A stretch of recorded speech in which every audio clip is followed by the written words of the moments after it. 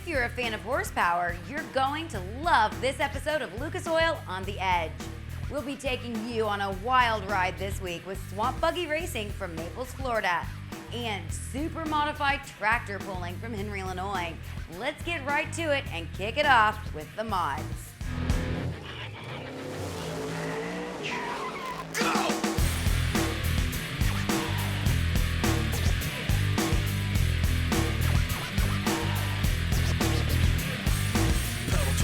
Got it tacked up, and if you get too close, you're getting cracked up. Stone cold when I roll, coming out of the hole. Get back, cause I'm out of control. I'm on the edge. Welcome to Henry, Illinois for the E3 Super Modified Tractor Pull presented by General Tire. This is the Marshall Putnam County Fairgrounds that always draws a large crowd and some of the best tractors in the country, including these bad boys. The Super Mods are in the house. That's exactly right, Ken, and I don't care if it's got 4 supercharged Hemis or 3 turbines on board. When it comes down to it, the rules go like this. You gotta weigh 7,800 pounds. A full pull will be determined after 5 pulls. If that doesn't work out, their option will be the floating finish, and that is something the officials will make their minds up after 5 tractors have been down the track. All right, here's our E3 Spark Plugs running order. Wayne Bunnage and Takes a Lickin'. We'll get them all kicked off here, and yeah, you mentioned the different style of tractors out here. We'll get a look at everything before the night is over with, but we'll start off with these automotive-style engines, and Wayne Bunnage is a long-time veteran. These guys know how to get it done. Takes a licking and keeps on ticking. At 40 years of age, started pulling tractors when he was just 17. And unlike the first tractor we saw, that was LD Nations, which motors were in line. Wayne Bunnage chooses to run his motors sideways, and those are the injector hats sticking off the top.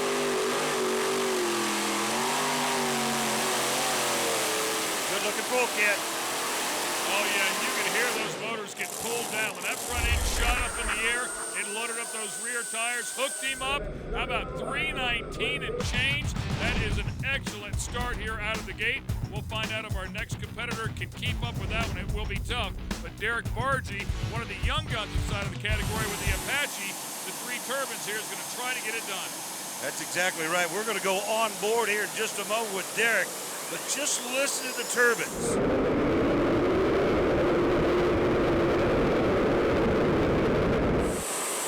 I mean, just different as night and day. Can he go 319? Not quite, kid. He goes 307.4. Yeah, real strong effort here, and keep in mind it'll take 5 tractors as we go on board here before they determine what the finish line will be. If there's a finish line, it might just be an open gate. Pull it as far as you can, but this is a great looking pull here. You see that one motor kind of popping a little bit, might be up on the rev limiter. Are we going to run or let him go as far as I can, or 320 full pull? It's either I'm going to make 320 or float finish. I told him, I said I should have burned it down. I could have got too far. So there you go. They're talking about where that finish line is going to be, and yeah, you know, hindsight's 2020. I should have burned it down. I guess when you go out with this deal, I mean, you typically have one crack at it, and that's it. So, you know, you got to burn her down, you got to burn her down. You can always tell the guy that's got the best pull so far, and he's the guy that's going to try to help that tech director make those rules. That's the cool part about it. Seasoned veteran inside the categories you talked about earlier, Ed Boyer, and the Michigan-based Super Stallion, baby. The 3 T64s ready to go to work. And look at those things. They just look so evil from the far end of the racetrack. Little itty-bitty tires on the front, those mammoth tractor tires on the back. And you can see, you want to get some ground speed built up so that when that weight transfers up to the front of that sled, it bangs the front of that sled and actually helps you out a little bit. 328.10. And I'd say that that'll be one of the drivers looking for that floating finish. Here comes Ken Venny, and a seasoned veteran here, and one of the greatest drag racers of all time, Ken. And legendary engine developer as well, had state-of-the-art heads even to this day. A beautiful tractor here.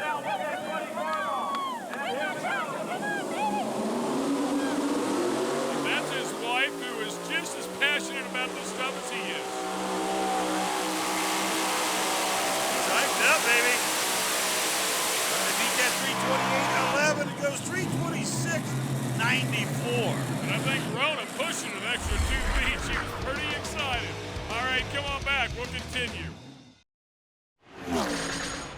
This telecast is being brought to you by Lucas Oil Products, made in America, sold to the world. General Tire, unleash the fury. And by Starter Guard, no more dead batteries. Welcome back to Henry, Illinois. Yeah, take a look at one of those mods. This is Lucas Oil on the Edge, and we're doing some pro pulling out here today. Here's your E3 Spark Plugs current standings. We're all chasing Boyer and the Super Stallion. LD Nation will be the next one up, and that's the machine that we saw on the onset and the start of this program. LD, again, one of the greatest guys, seasoned veteran, again, at 66 years of age. His favorite color is red, and his favorite engine is a hemispherical head Hemi-powered Chrysler. But he's got 4 of them on here, Ken, to do business with. He also has a tractor that has some turbines on it as well, so he'll go either way on you.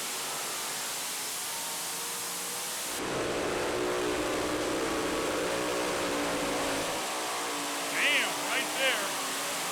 That transfer box working its way to the front end bouncing up and down. Look at that thing tweak. Woo, man, lots going on. He is your new leader.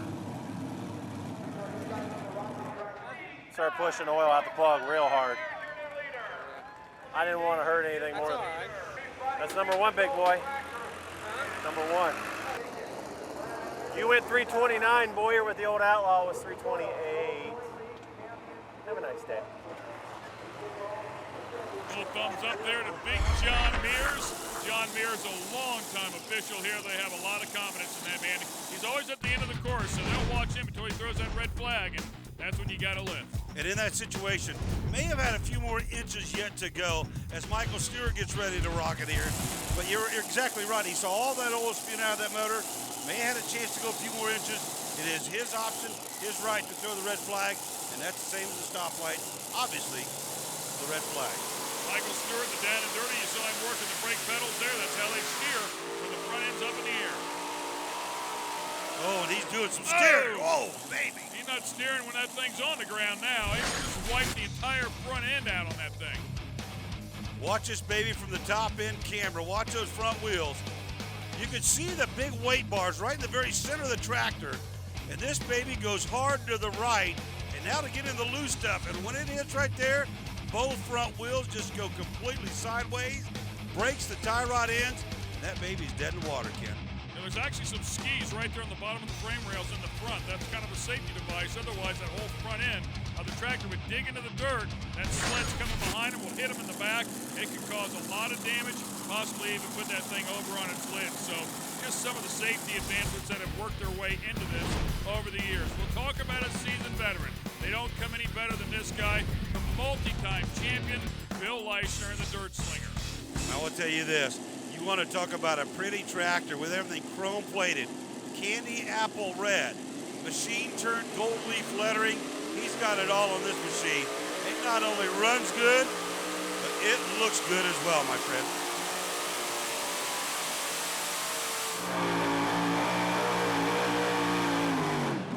You know, when you look at people like him, I mean, 320, you got Bill Leishner out here, you have LD Nation out here, you have Ken Benny out here.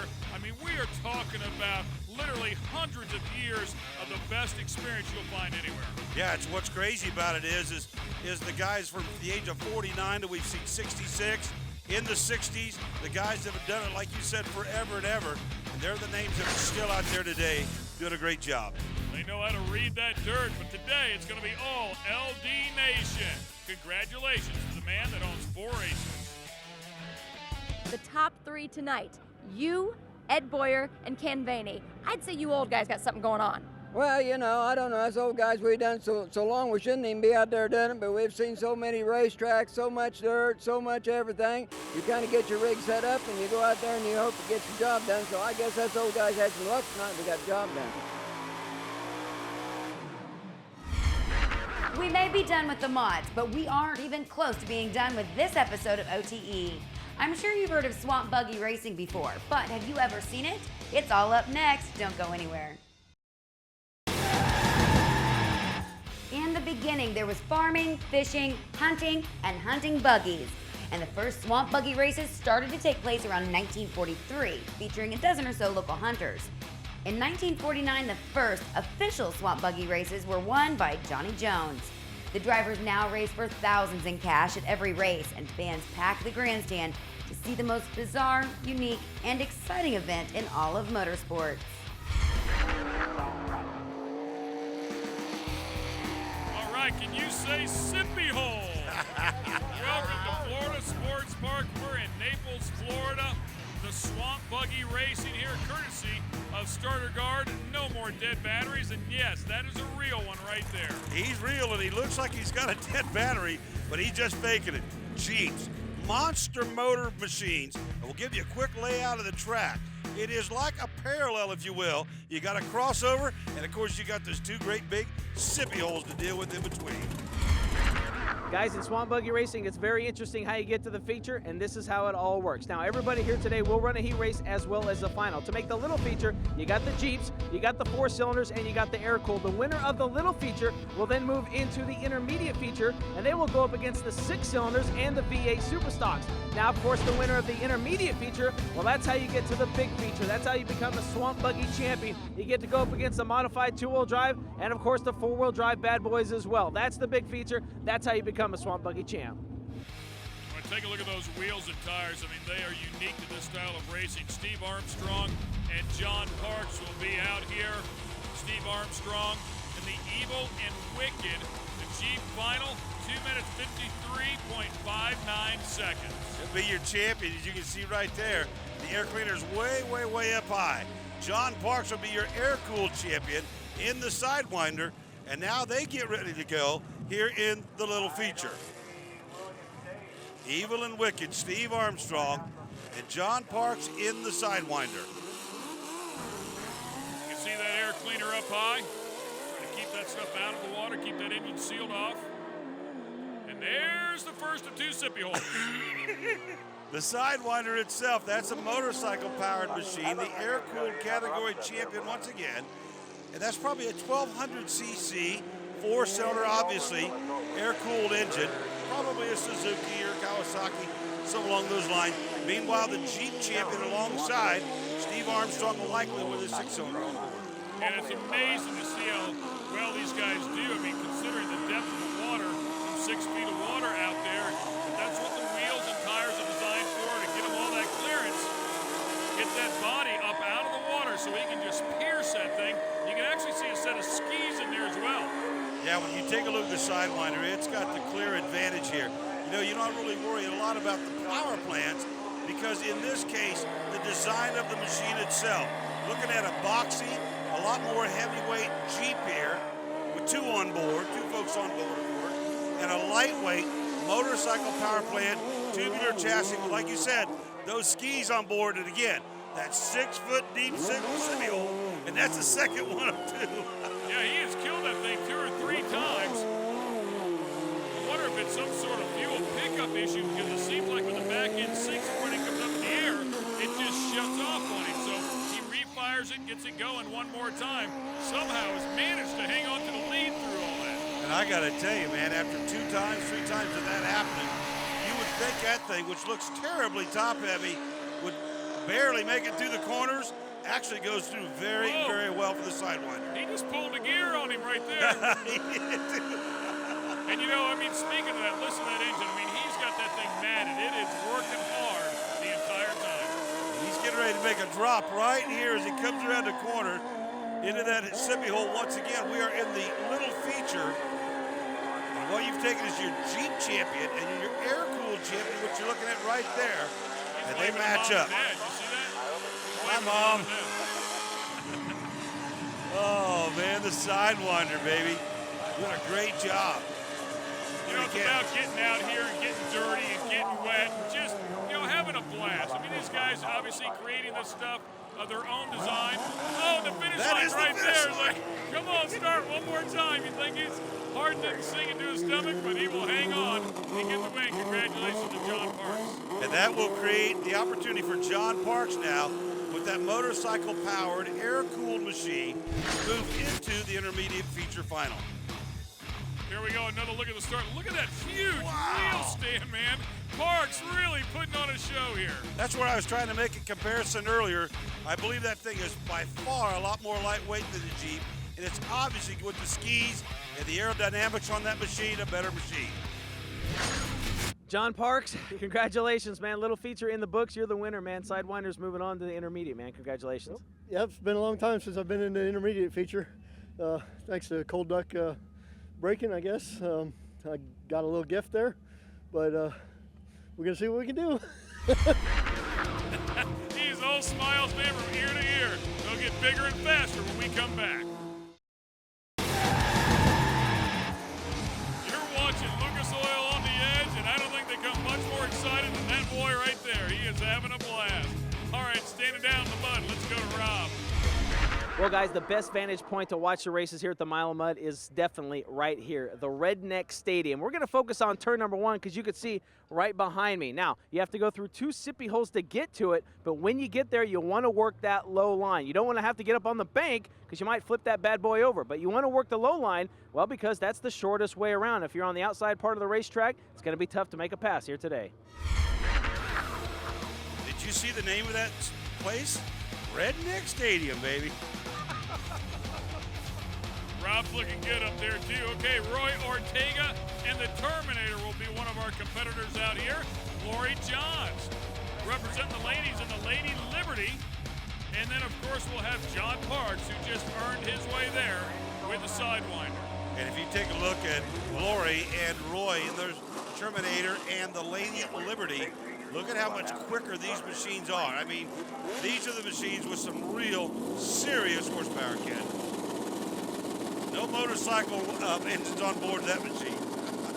Up on the rev limiter right there, Roy Ortega trying to join Troy Ortega in the final. Look at that thing. There's some serious horsepower. And now you look at those front wheels, how narrow and skinny they are with the skis. And on the back of that machine, a more tractor type, tall and narrow tire. That is a fast Swamp Buggy right there. And look how good it turns. It is amazing how far these things have progressed over the years. Absolutely right. I mean, these guys are going, and gals are going faster in this level than they used to go with the old V8 four-wheel drive. I want to mention something else. Have you seen either one of these machines even slow for the sippy hole? They're going so quick, skimming right over the top of it. Right there, that was the sippy hole in case you missed it. I mean, they do. They just build up enough speed to literally fall down on those skis and just glide right over the top. Now, right now, we're coming by that start-finish line. Right now, and right in this area. That was the sippy hole, by the way. Yep, went right over the top of the thing. And in a very short period of time, Roy Ortega takes the win. Another look at the start there. Oh, almost a red light start there for a couple of competitors, but how about Parks, man? Old John Parks trying to hang in there. He tries to get a little head start on him. Got that little air-cooled 1200cc motorcycle power plant against those 2 big cubic inch cars side by side. Purpose-built machines, awesome. Intermediate feature in the books, Roy Ortega, Terminator. Moving on to the big feature, the real story. You're going up against your kid, man. Congratulations, and talk about that. Yeah, thank you very much. It's going to be a little bit, more of a challenge next time because he has a much bigger motor. He's running V8, I'm running 6-cylinder. But if they hesitate and get a little water in them, a little spray, I'm capable of taking it. Some of these guys, some big motors, they're coming up next.